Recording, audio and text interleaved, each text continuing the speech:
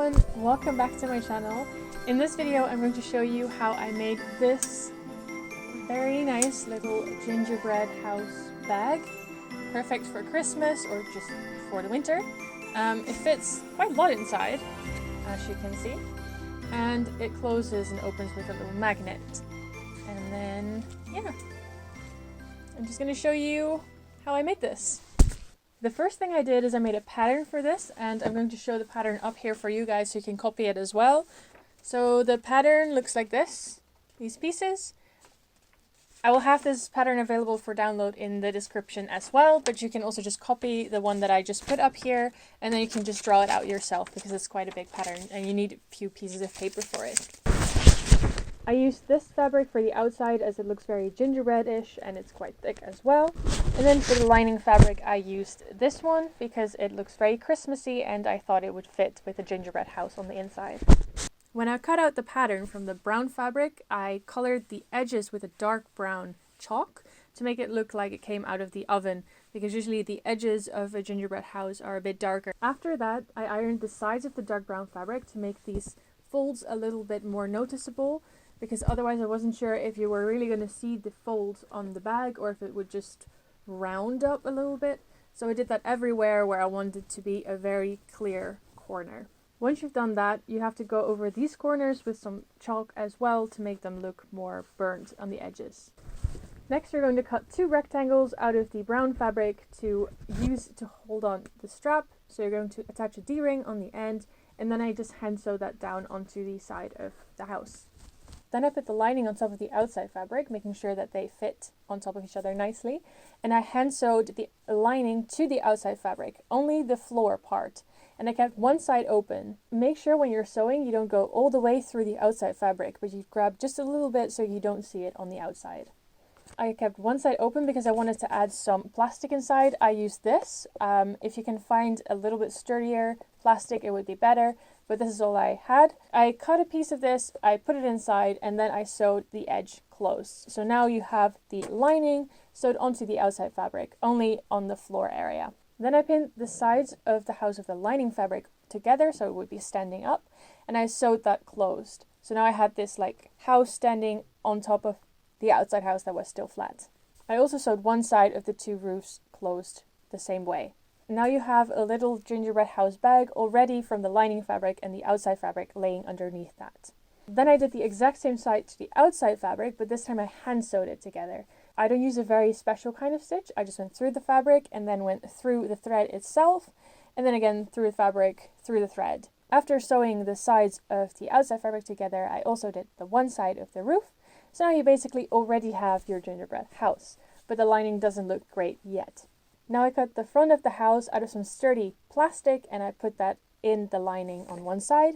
Then I folded the lining over and hand sewed that closed. So you have the plastic on one side of the house. And then I did the exact same thing on the other side. So at this point, the front, the back and the bottom of the house have the sturdy plastic in there. Now on the side with the roof that can open up and down, I also put some plastic up to the point of the roof. So only the wall has the plastic in there. Then on that line where it connects to the roof, I hand sewed it so it was stuck inside. Now on the roof that can open and close, I hand sewed the lining in place almost all the way around except for one part because that's where I inserted the plastic, and then I also hand sewed that closed.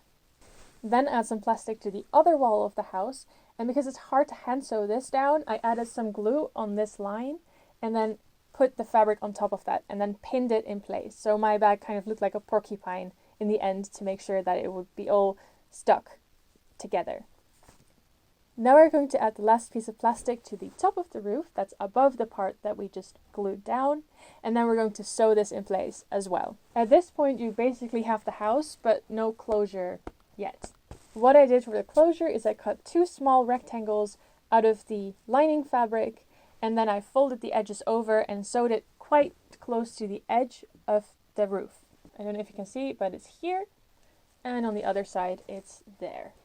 Now I sewed this fabric on, I kept one side open, then I put the magnet inside there, and then I sewed that side closed. And I did the exact same thing on the other side of the roof. The magnets that I put inside are actually reused from a curtain that you have in the summer when you don't want mosquitoes or any bugs flying into your house.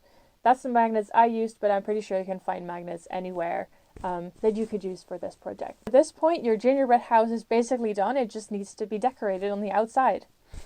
The first thing I did when I decorated this house was to add some powdered sugar on top. With some basic acrylic white paint, I brushed over these with a dry brush technique. What I used to decorate the outside of the house is this puffy paint. It's really easy to use. You basically just shake it, you squeeze the tube, and then paint comes out. I started on the side, and then with the chalk, I drew out roughly where I wanted these windows to be.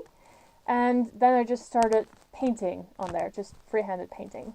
If you make any mistakes, that's totally fine, because on a gingerbread house that you make and then eat, there will also be mistakes. After I painted on these two windows, I really didn't know what to do anymore, so I just freehanded everything else, but I think it turned out really nicely. So you need to let this dry for about 4 hours. Then I did the other side almost the exact same way, or I tried to. Once that was done, I did the front of the house, which looks like this. And when that was done, I did the back of the house that looks like this. After the puffy paint has dried, it actually becomes flat. But to make it puffy again, you need to steam it with an iron. You need to put your iron on the highest setting and steam over the sides of the fabric, as close to it as possible, but make sure not to touch it. You see the paint puff up and it becomes 3D again. And I think the 3D effect of the paint makes it really nice, because it looks so much more like icing than if you were to just paint on it and it would be 2D. It's a nice extra effect. The last thing I added to the house is to add a strap. Now, I already had this strap from an old bag that I had, and I could just click it on like so. But you can also make your own strap. I did that for some of my other bags as well. I just didn't have fabric long enough to make the strap out of. But yeah, you can totally make this yourself, or buy a strap, or reuse a strap from an old bag, even better. But yeah, that's it. That's how you make this very cute bag. The nice thing about this bag is that you can personalize it however you want, because I use this white puffy paint, but you can use any color paint you want. You can add glitter. So that's the end of this video. I really hope you liked it. If you did, then please subscribe and follow me on my social media. And if you are going to make this as well, let me know, tag me in it, or send it to me. I want to see what you create as well. If you have any questions, just leave them in the comments down below, or send me a message. I will try to respond. And yeah, I hope to see you in my next video. Bye!